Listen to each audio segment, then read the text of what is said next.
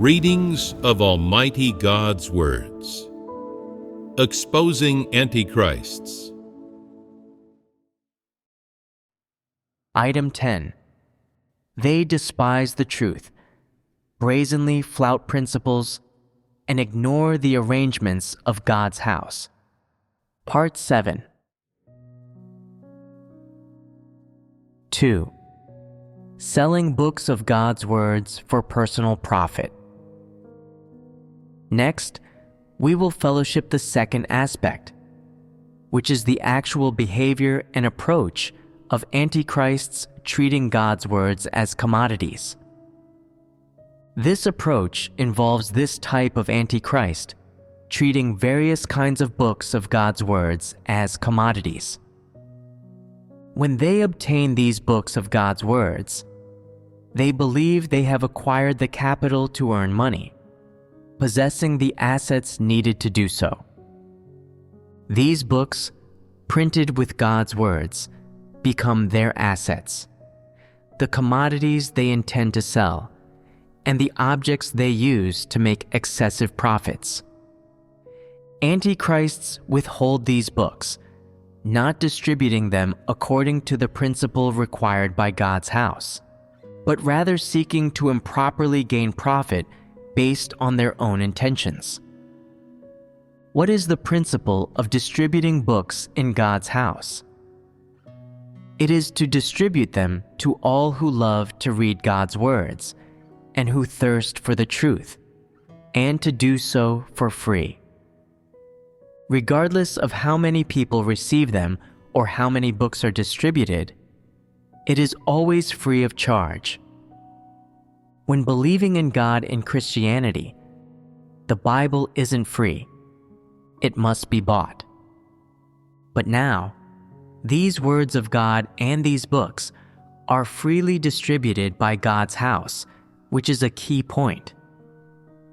However, the problem arises when Antichrists get hold of these books and fail to distribute them for free, according to the principle. Under normal circumstances, those with a bit of a God-fearing heart would distribute these books for free according to the principle, without charging money or seeking to improperly gain excessive profits. However, only Antichrists, upon obtaining these books, think that a business opportunity has arrived. Their ambition and greed thus emerge. To give away such thick, fine books for free, isn't that a loss? Isn't it stupid not to make some money from them? What's more, these books can't be bought elsewhere, and most people who believe in God would want to read them, no matter the cost. Once they apprehend that people have this mentality, Antichrists start to develop certain thoughts. I can't miss this opportunity to make money. Such opportunities are hard to come by. When distributing the books, I should divide people into grades, charging more from the wealthy, a moderate price from the average, less from the poor, or not distributing to them at all, giving a discount to those who flatter me, and charging more from those who don't get along with me. Is this in accordance with the regulations of God's house for distributing books? This is doing business. Antichrists develop these kinds of ideas. Setting aside whether they distribute the books according to the regulations and principles of God's house, let's first talk about how they treat God's words. Once the books of God's words are in their hands, do they treasure them? They are not interested in the way of life or the truth spoken of in God's words. They don't value them and are not even slightly curious about them. They just skim through the books superficially, casually flipping through and glancing at the pages. It's just talking about how God does the work of judging people. how he's conquered a group of people, and how he gives people a good destination. As for the future of humankind, these details are not there, so this book isn't that interesting. Although the book isn't very interesting, many people are willing to read it. This is good. I can profit from it. When books of God's words fall into their hands, they become commodities, implying that many people, at least a portion of people, will have to spend money to buy these books. Antichrists, under the guise of believing in God, doing the work of God's house, and being in charge of distributing books of God's words, cut in and turn the free distribution of these books by God's house into a transaction, into buying and selling. With God, His spoken words are supplied gratuitously to everyone who listens attentively to His words. They are free, requiring no exchange of anything. What is required of people is only to accept, practice, and experience, to achieve submission to God's words, and to become a person who fears God and shuns evil. Then God is satisfied, His goal is achieved, and His words have not been spoken in vain. He finds comfort in this. This is God's wish, and also the aim of His 6,000-year management work carried out upon man, the most beautiful desire of the Creator for created beings. God supplies His words, what He has and is, and His intentions gratuitously and continuously to those who follow Him. This is such a clean, holy act, such a magnificent deed. There is no transaction involved here. For every person who listens attentively to and yearns for God's words, every sentence God speaks is priceless. People receive from God the truth and His words for free, and deep within their hearts, what they want to do for God is repay Him, satisfy His intentions, allow Him to feel comforted, and help hasten the completion of His great work. This is the tacit understanding that should exist between the Creator and created humankind. However, Antichrists turn this matter into a transaction. They exploit the opportunity of God speaking and working, as well as people's need for the provision of God's words, to seek personal gain, obtaining money and benefits they should not obtain. Doesn't such behavior make one deserve being cursed? From which of God's statements have you seen or heard that God speaks to humankind in exchange for compensation? How much for a sentence? How much for a passage, for a sermon, for a book, or for one instance of pruning, or judgment and chastisement, or refinement, or life provision?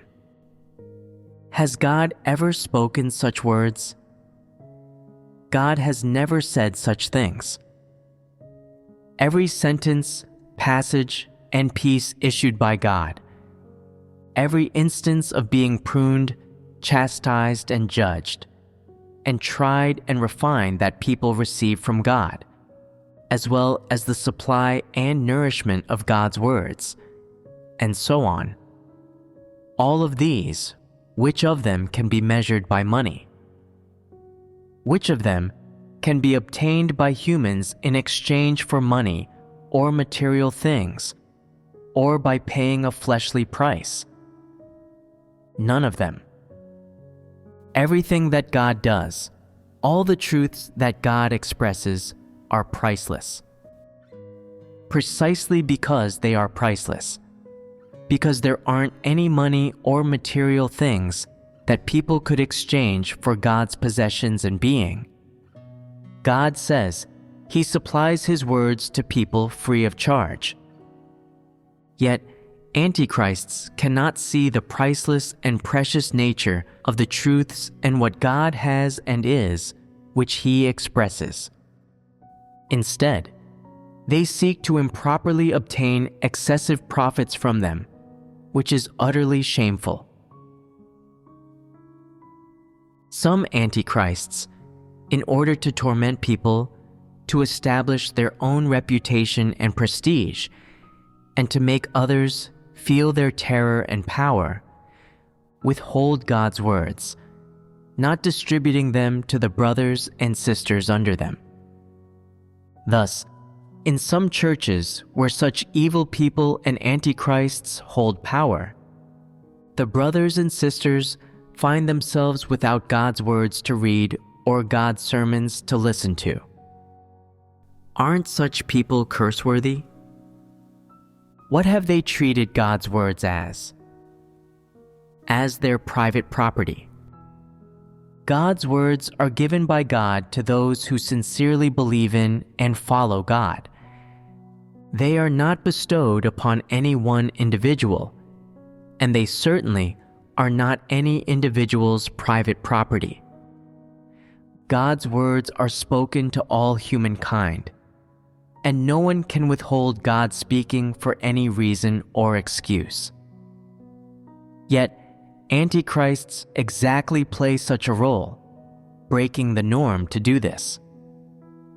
Some Antichrists, after receiving the latest sermon recordings, listen to them first, and discovering some new light and that there is some content they were unaware of, decide not to distribute this sermon series to those in their charge.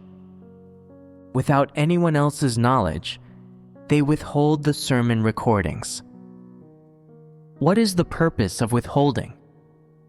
The purpose is to show off during gatherings, which equates to engaging in sales. Through this act of showing off, when the people under them hear content they have never heard before, all of it new, they come to regard the Antichrists highly, and in this way, the Antichrist's goal is achieved. It's undeniable that in churches everywhere, there definitely are some people who do not timely or completely distribute sermons of fellowship or recordings.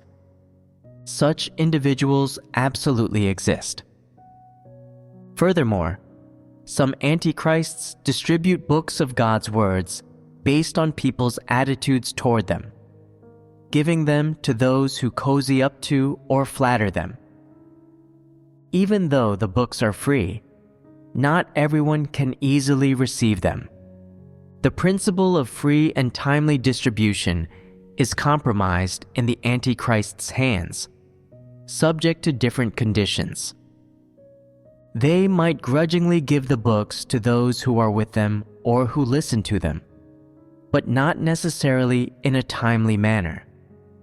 As for those who disagree with their views or even oppose them, the Antichrists might give them the books selectively or even not at all.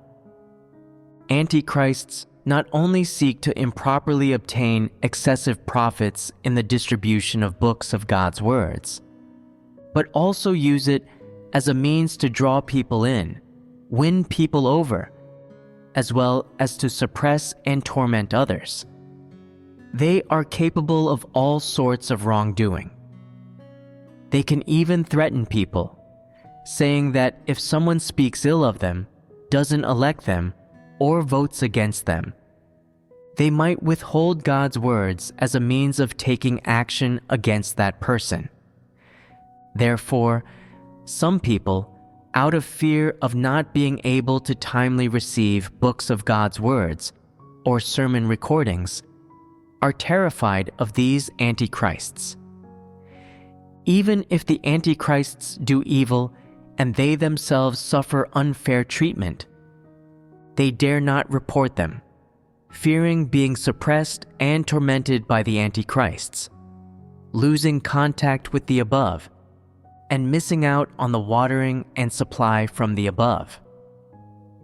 Are there such people? Absolutely, 100%. Antichrists engage in all kinds of bad deeds. Not only do they fight for power and profit, form cliques, and create their own independent kingdoms, but they also make no exception when it comes to distributing God's words.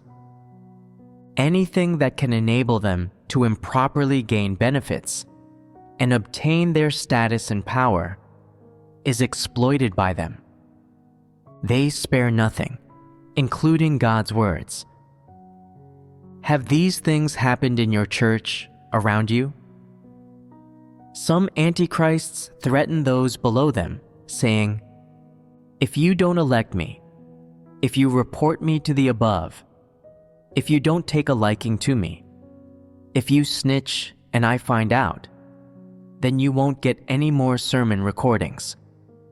I'll cut off your supply, leave you without nourishment, thirst you to death, starve you." Isn't the disposition of antichrists vicious? It's extremely vicious.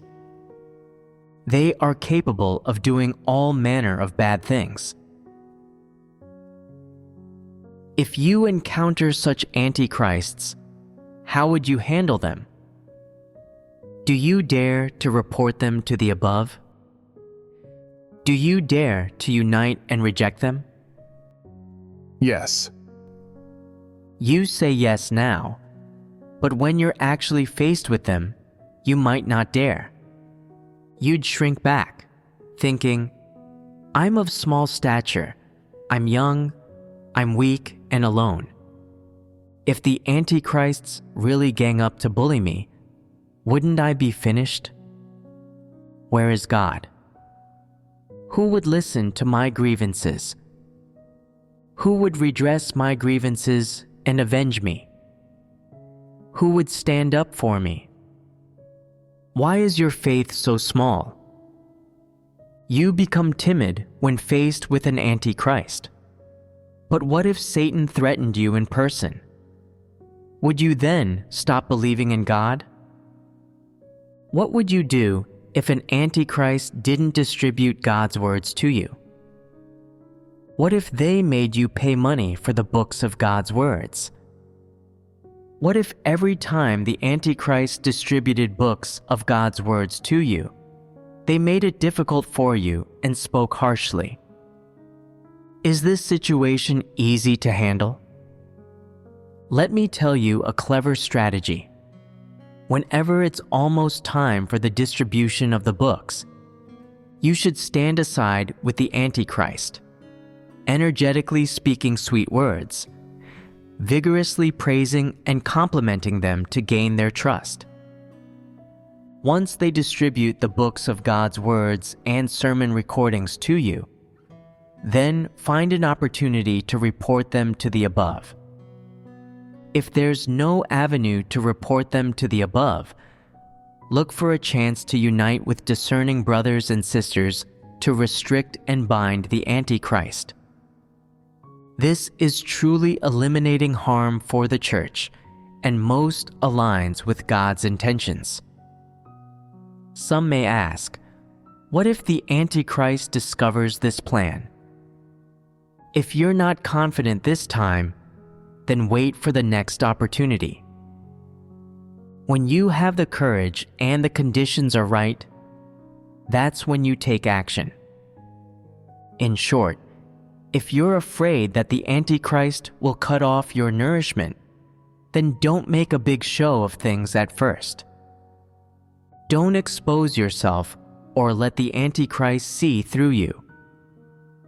When you have gained enough stature, when you have suitable people, right people, and more people who can stand with you in opposition to the Antichrist, who can discern and reject the Antichrist, that's when you can break with the Antichrist. How does this strategy sound? Good. Some might say, isn't this deceiving others? Doesn't God want us to be honest people? This doesn't seem honest. Is this deceiving others? This is toying with the devil. Any method is acceptable when dealing with an antichrist, who is a devil. Are you afraid of antichrists? Suppose there really is an antichrist around you, in your own church. You've noticed them. They have power and status, and many people support them. They have a clique, a few staunch followers. Would you be afraid of them? Some say they would be. Is it correct to be afraid? There's at least one good and correct aspect to this fear. Why do I say that? If you fear them, it at least shows that in your heart you believe they are evil, that they can torment you and harm you, that they are not a good person or someone who pursues the truth. You at least have this understanding and discernment about them in your heart. Although you may not be able to label them as an antichrist or discern that they are an antichrist, at the very least, you know they are not a good person, someone who pursues the truth, an upright or kind person, or an honest person, so you fear them. What kind of people do normal and ordinary or guileless people usually fear, apart from demons? Everyone is afraid of evil people. At the very least, you know in your heart that this person is evil. On this basis, observe their attitude toward God's words and the truth principles. See if they practice the truth and discern their various behaviors, and come to understand and discern their essence through their behaviors. Ultimately, if you can determine that they are an antichrist, then your fear will include another component: discernment toward them. Although you may fear them in your heart, you will not be on their side, and you will reject them in your heart. Is this a good or bad thing? A good thing. If they ask you to join them in doing evil, will you agree? Will you have discernment toward this in your heart? If they ask you to join them in hurling abuse at God or judging Him, will you agree? If they ask you to collaborate with them in tormenting others and not distributing books of God's words to certain individuals, will you agree? Although you may not be 100% sure that you won't agree to do these things, at the very least, you will have discernment about their actions in your heart. You may do some things with them reluctantly and under coercion, but it will only be because you were forced to do so, and it won't be voluntary. At least you won't be the main perpetrator. At most, you'll be an accessory to their crimes. Though you may not expose or provoke them in person, you will also not act as their follower or accomplice. This is, to a certain extent, rejecting the Antichrist. Most people, due to their fear of evil people and antichrists, are only able to make concessions to protect themselves. So you managing to do this as a temporary stopgap measure is already pretty good. But does reaching this level count as standing firm in your testimony? Does it count as upholding the truth principles? Does it count as overcoming Satan? In God's eyes, it doesn't. So, how can you come to stand firm in your testimony? You all lack a path and just make concessions to protect yourselves. They do evil, but I dare not join them in doing evil. I fear being punished. They are evil people. They do bad things to torment people. But anyway, it's fine as long as I myself haven't tormented anyone. That evil won't get blamed on me. If, at most, you can do this, that's already pretty good. You're merely being a people pleaser and sticking to a middle-of-the-road approach, and you are not able to bear witness. What should be done, then, to bear witness? Doctrinally speaking, you ought to reject evil people, reject and expose antichrists, and prevent antichrists from running amok, doing bad things in God's house, and causing losses to God's house. But do you know specifically how to do this? Report and tell the above about it. Is that the extent of the responsibilities and obligations that you can fulfill? Is that all the witness you can stand firm in? All the stature you have? Apart from reporting an antichrist, what else can you do? We can first gather together the facts of the Antichrist's consistent behavior and evil doing, and then fellowship about discerning the Antichrist with the brothers and sisters based on these facts. Once the brothers and sisters have developed discernment toward the Antichrist, they can all take action to expose the Antichrist, and afterward, we can expel them from the church. The steps and procedures are correct, but what about some special cases? You're speaking from the position of a leader, but what if an ordinary believer encounters an antichrist? Isn't that like an egg hitting a rock? What would you do in such situations? Let me tell you a story related to registering and reporting income and expenditures. There was someone in charge of keeping accounts, one for external use and one for internal use. One day, there was a discrepancy of $200 in the internal account.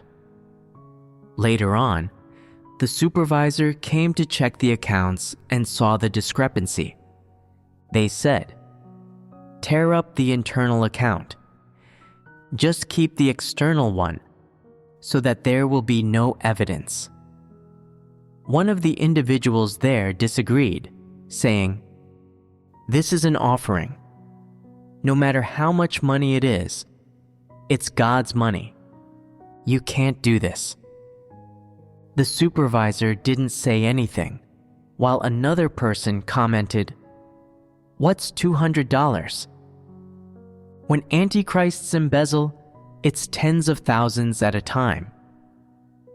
And so, those people resolved the matter in that way. However, afterward, one person felt that this approach was wrong and reported it upward to the decision-making group. The group said that $200 was not a significant amount and that they were too busy to deal with it. When it was reported to the church leaders, they also didn't address it and they all ignored the matter. The person who reported the issue felt upset, saying, "How can these people all be like this? How can they be so irresponsible toward God's offerings?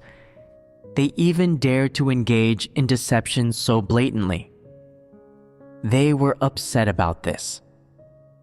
One day, when I visited those people, that person reported this issue to me, saying that the person doing the accounting was careless, that they'd made a mess of the account, and that there had ultimately been a discrepancy. Although this issue wasn't too major, the attitudes of each person involved were different. These so-called supervisors and leaders did not address the issue. Not only did they not send the person doing the accounting away, but they also found an excuse to protect them.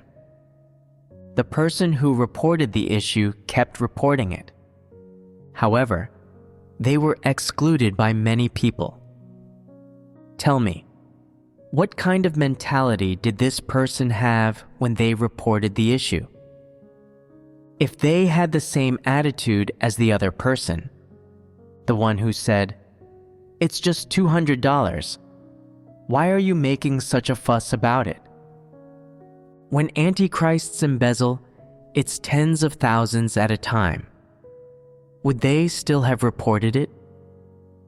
They wouldn't have. If they said, "It's not my money, let whoever wants to embezzle it do so," they will be responsible for it. Anyway, I haven't embezzled anything, so I don't need to bear this responsibility. Or, I've already reported it to the decision-making group and the church leaders, and they all ignored me, so I've done my part and need not bother further. If they had this attitude, could they still have persisted in reporting it so relentlessly? Definitely not. Most people would, at most, stop after reporting it to the decision-making group. But just when this person made their report to the decision-making group, they heard my fellowship about the stories of Noah and Abraham. After listening, they were moved, thinking, after hearing God's words, Noah adhered to them for so many years without backing out. Yet I encounter this minor difficulty and can't persist. This isn't what a person should do. So they persisted in reporting until it finally reached the above, and the above addressed the issue. Do you think many such people exist among you? If you encountered such a situation, how many of you would persist like this person did? Would you also believe that $200 isn't a lot, that it's not a big deal, and consequently, think that there's no need to adhere so firmly to the principles or to be so serious, and that you can wait until there's a big discrepancy to make a report? Would you think, in any case, I've fulfilled my responsibility? Whether it's addressed or not is up to the leaders. I'm just an ordinary believer. I only have so much power. I can only do so much. I've reported it. I've fulfilled my obligation. The rest is not my concern. Isn't this how you would think? And if someone were to suppress you, wouldn't you dare not report it? This person faced suppression during the process of reporting the issue, with some people pointing fingers and condemning them, and always looking to torment them. How malicious these people must be. I remember these few individuals. Why do I remember them? They ate the food of God's house and enjoyed all the truth supplied by God. Yet they had such an attitude toward God's offerings. Can they be considered as people of God's house? They are not worthy. They weren't required to stand firm in their testimony, as they did not have this character. But since they couldn't even do what they were supposed to do, did they still deserve to stay in God's house? Should such people be remembered? Do you like such people? No. Then what kind of people do you like? Those who adhere to the principles, those who persist in protecting the interests of God's house to the end. I'm disgusted by those good-for-nothings who get scared at the sight of the formidable but grow a spine in front of guileless people. I'm also disgusted by those who bite the hand that feeds them, those who have no interest in the truth, and especially those who have listened to sermons for many years, but haven't understood the truth at all.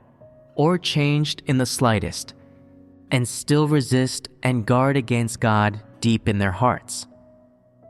If there aren't cases of such people clearly doing evil, they may not be labeled as antichrists, but I'm disgusted by them. How disgusted? Just as much as with the antichrists. Why? Antichrists treat the word of God as a commodity to sell, trade, and exchange, profiting from it.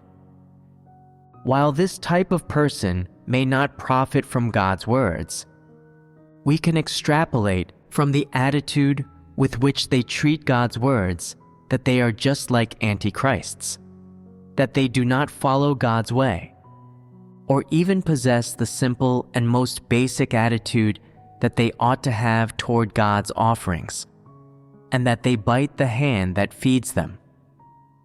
What sort of things are they? They are Judases who sell out the Lord and their friends. After hearing this story, what are your thoughts? Can you adhere to principles and stick to your stance in such situations? If you are a good-for-nothing, always shrinking back, always afraid of the force of antichrists, scared of being tormented by them, scared of their force harming you, and you're always afraid in your heart, and you lack wisdom to respond to this, always making concessions to antichrists, not daring to report or expose them, or to find others to unite with you to reject them, then you are not someone who can stand firm in your testimony to God. You are a good-for-nothing, a thing biting at the hand that feeds it. When antichrists treat God's words as commodities, using them to improperly obtain excessive profits for themselves, to threaten you and cut off your nourishment, if you still cannot reject them in such situations, are you an overcomer? Do you deserve to be a follower of Christ? If you even lack the ability to obtain the words and the spiritual nourishment that God freely gives to you, and cannot even eat, drink, or enjoy these things, how worthless does that make you? The facts I just fellowshipped on are some manifestations of antichrists treating God's words as commodities. Antichrists do not eat and drink God's words, and they do not accept the truth. They merely skim through and glance at God's words in order to adorn themselves with them. They treat God's words as their possessions and private property, so that they can engage in transactions to obtain the money and benefits they desire, and so that they can control the freedom of God's chosen people to read, eat, and drink God's words. Such antichrists are evil people, devils, disbelievers. They are the ilk of non-believers. Any that appear in God's house should be expelled forever. Do you dare to reject such people when you encounter them? Do you dare to unite and expose them?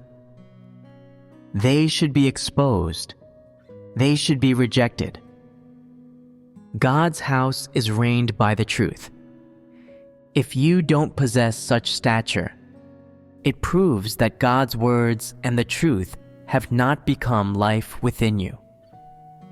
If you are timid, afraid of Satan's, afraid of evil people, preferring to make concessions to preserve yourself rather than fighting against antichrists, even if it means not eating and drinking God's words or gaining them, then you deserve to starve to death, and no one will pity you if you do. If you encounter such situations, how should you choose and practice? You should expose them immediately. God's words are not commodities. They are provided for all of God's chosen people.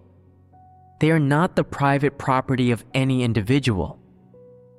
No one has the right to withhold or possess God's words for themselves. God's words should be distributed for free and without compensation to all the chosen people who follow God.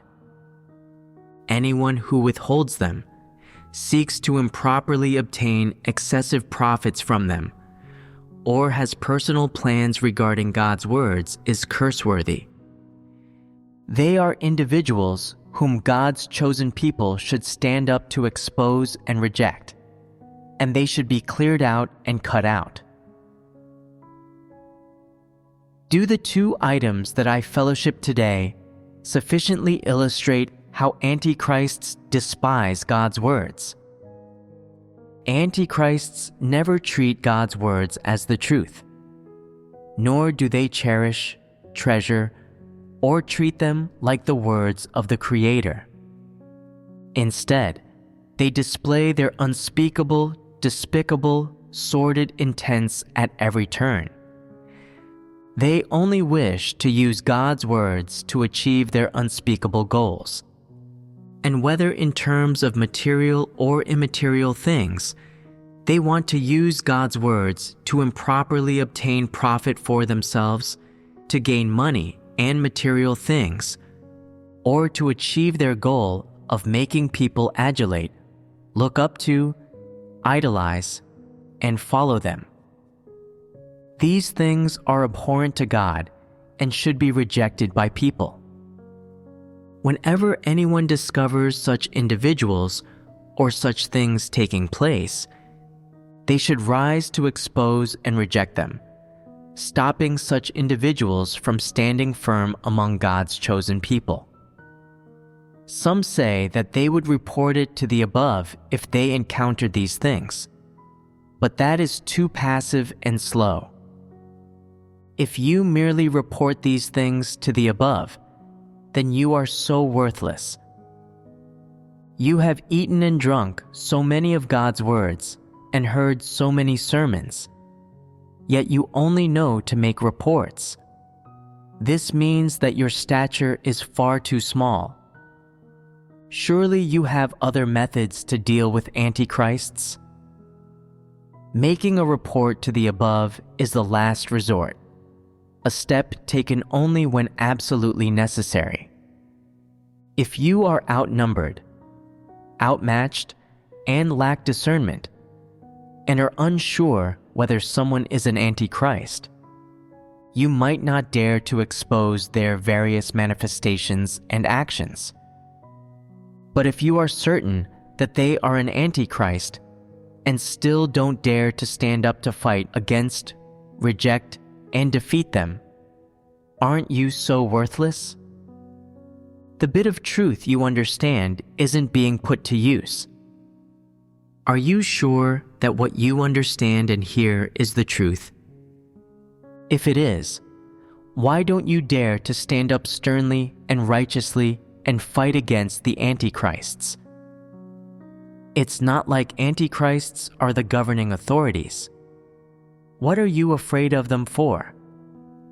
Unless there is a situation where they could hand you over to the authorities if you rashly expose them. Under those circumstances, you should be careful, not provoke them, and use wise methods to stealthily criticize and discredit the antichrists, gradually eliminating them. Isn't it more impressive to quietly eliminate them? All right, that's all for today's fellowship. Goodbye.